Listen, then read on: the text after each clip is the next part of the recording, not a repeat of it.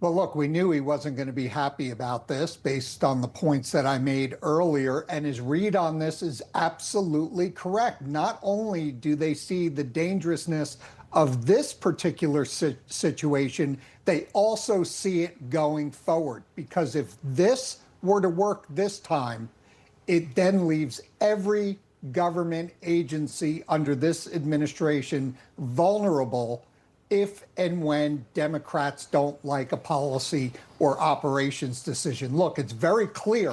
Democrats do not believe the border should be secured.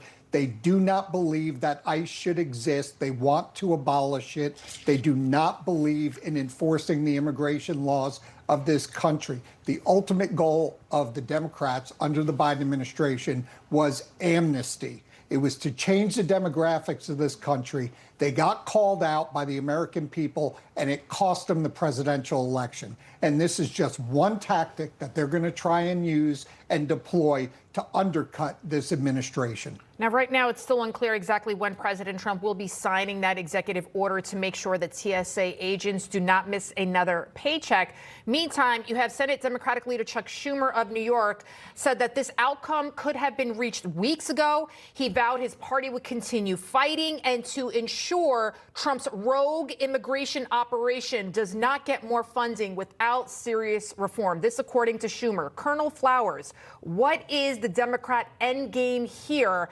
And you clearly hear two very different versions of events of what is happening here, sir. The president is doing what the American people want done. Secretary Johnson is doing what the American people want done. Chuck Schumer, I don't know where his head's at, but you know, his job is to protect the American people and keep those borders closed. And he seems to have a misunderstood view of that. I don't understand where he's coming from. I don't understand where the Democrats are coming from. But I know that we're at war right now, and we've got people who are trying to protect us, and we need to pay them. Bottom line.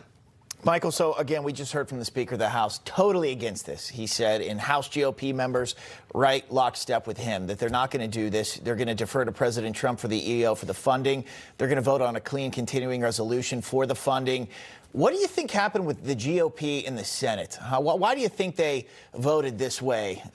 Your thoughts? First of all, I agree with the wisdom of the other panel members, so I'm not going to reiterate what they've said, and also Speaker Johnson. There's no doubt that both Schumer, Hakeem Jeffries, and the Democrats have engaged in gaslighting the public. They have in the past, they will in the future. If, in fact, you believe Chuck Schumer, Hakeem Jeffries, their projections onto what is actually happening in the Democratic Party, but accusing the Republicans of it, you're believing pathological liars. They're willing to say anything to get to the end result. Now, why do I think the Senate left? I think that it's an issue of not having the political will that the House side has at this point to stand up to this. I'm glad that Speaker Johnson and I'm glad that the President of the United States are taking a firm stand. If, in fact, they fold in this issue, they will fold in the next issue ad infinitum on every other issue. I agree with Charles. I agree with Berney. I agree with Speaker Johnson. The American public has to understand the projection.